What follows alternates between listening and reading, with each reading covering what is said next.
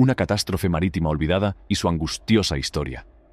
Lo que empezó como una misión normal se convirtió rápidamente en una lucha por la supervivencia.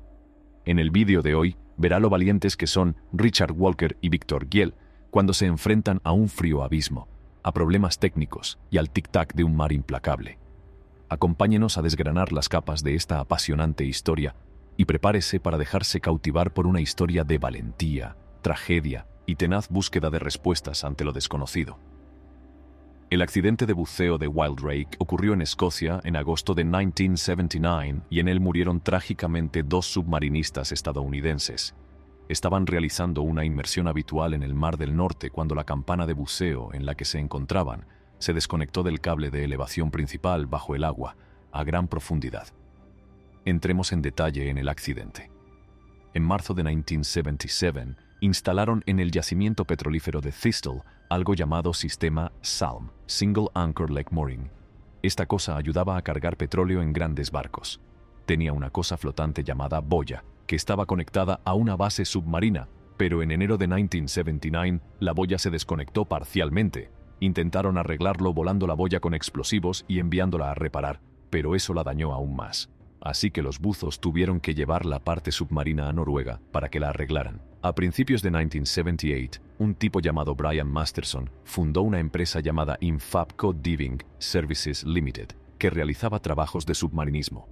Esta empresa realizaba trabajos de buceo bajo el agua. Consiguieron un trabajo de una empresa llamada BNOC para ayudar cerca de la plataforma Thistle Alpha. Resulta que uno de los directivos de BNOC ayudó a Masterson a ver qué otras empresas estaban pujando por el trabajo. Más tarde, la gente pensó que Masterson podría haber pagado dinero para conseguir estos contratos. El 18 de junio de 1979, Infabco fue contratada para volver a montar el SALM en el yacimiento Thistle. Ahora, hay un barco llamado MS Wildrake. Estaba hecho para el buceo y era propiedad de una empresa noruega. Tenía un sistema especial de buceo en su interior. Otra empresa noruega construyó este sistema. En mayo de 1979, Infabco empezó a hablar de ser los únicos autorizados a utilizar el barco Wildrake. En julio, tenían todo listo en el buque Wildrake para bucear. Obtuvieron un certificado que acreditaba que su sistema de buceo estaba listo para funcionar.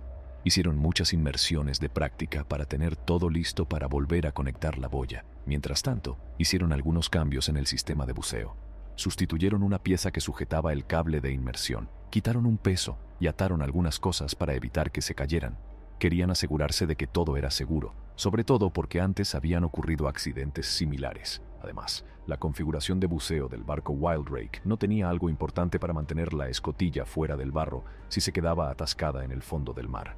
A finales de julio y principios de agosto de 1979, los buceadores del buque Wildrake trabajaron para volver a conectar la boya SALM a su parte submarina y dejarla lista para trasladarse al campo Thistle. La noche del 7 de agosto de 1979, 2 buzos llamados Richard Walker y Victor Giel fueron bajados en una campana de buceo desde el barco hasta una profundidad de 485 pies en el océano. Lo hacían para arreglar la conexión SALM. Era la 30ª vez que utilizaban la campana de buceo del buque Wildrake. Mientras bajaban la campana al agua, se soltó algo llamado transpondedor, que ayuda a localizar la campana. El responsable del barco dijo a alguien que lo cortara. Hacia las 2:20 de la madrugada del 8 de agosto, Walker, que estaba trabajando fuera de la campana en el SALM, se dio cuenta de que la campana se había soltado del cable que la izaba y colgaba en ángulo de una manguera que les daba aire y apoyo. Avisó a todos de que había una emergencia y volvió al interior de la campana con Giel. Cerraron la puerta del interior. La campana se quedó sin energía y sin agua caliente. Oyeron un débil mensaje de Walker y Giel por radio. La tripulación del Wildrake bajó la campana al fondo del mar a una profundidad de 522 pies. El barco llamado Stena Welder vino a ayudar al Wildrake cuando había problemas, pero el equipo de buceo del Stena Welder estaba siendo reparado, así que tuvieron que prepararlo rápidamente para la inmersión. En lugar de utilizar la grúa del Stena Welder para izar la campana de buceo, los responsables decidieron utilizar la grúa del Wildrake. Para ello, los buzos del Stena Welder tuvieron que atar un cable especial a la campana. A continuación, utilizarían la grúa del Wildrake para izar la campana con el cable atado. A las 6 o 9 de la mañana, los buzos del Stena Welder, Phil Casey Smith y Eddie Frank, se lanzaron al agua en su escafandra para ayudar. Les resultaba difícil comunicarse y las luces de su campana no funcionaban bien. Tampoco podían localizar fácilmente la campana del Wildrake en el fondo marino porque no tenía su dispositivo de localización. Después de casi una hora, Casey Smith encontró por fin la campana del Wildrake.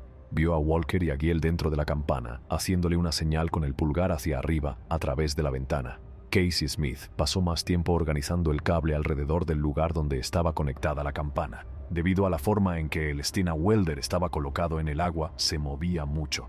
Esto hizo que el cable de Casey Smith se enredara y tirara de él bajo el agua. Hacia las 9:02, Casey Smith conectó el cable a la campana.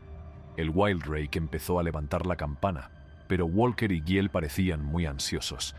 El gancho de la grúa no estaba lo suficientemente cerca de la campana para que Casey Smith pudiera fijar los cables correctamente. Lo intentaron de nuevo, y esta vez, Casey Smith consiguió fijar los cables a la campana a las 10:10. Cuando intentaron levantar la campana, lo hicieron en ángulo en lugar de en línea recta, y la campana se atascó contra el lateral del objeto al que estaba sujeta. Los cables que sujetaban la campana se rompieron. La grúa salió del agua más tarde, pero la campana no estaba allí. El buzo Eddie Frank volvió a encontrar la campana. Vio que Walker o Giel habían intentado cortar las cuerdas de los pesos para hacer que la campana flotara hacia arriba, pero solo se había cortado un peso. Walker y Giel estaban en muy malas condiciones. Los buceadores del Stina Welder, Casey Smith y Frank, estaban muy cansados. Subieron a la superficie y fueron sustituidos por otros buceadores, Michael Mangan y Tony Slayman. A las 18:16, Mangan volvió a conectar el cable de la grúa a la campana. A las 19:37, sacaron la campana del agua. La conectaron al equipo del Wildrake y un médico examinó a Walker y Giel. Lamentablemente, otro médico los declaró muertos. Los médicos descubrieron más tarde que los buceadores habían muerto porque tenían mucho frío. El 9 de agosto de 1979, inspectores del gobierno y la policía acudieron al barco Wildrake para averiguar la causa del accidente. Un inspector descubrió que había muchos problemas de seguridad y signos de descuido. La esposa de Richard Walker y la familia de Victor Giel contrataron a un abogado, Gerald Stearns, y presentaron una denuncia por sus muertes el 30 de julio de 1980. Demandaron a empresas como Infabco Diving Services y Moller Oden, AS. El 28 de noviembre de 1980, Infabco Diving Services Limited fue acusada de un delito ante el tribunal del sheriff de Aberdeen por contratar a Walker y Giel. En el juicio, la empresa de submarinismo alegó que los buceadores estaban en realidad contratados por otra empresa, Offshore Coordinators Limited, que les había contratado.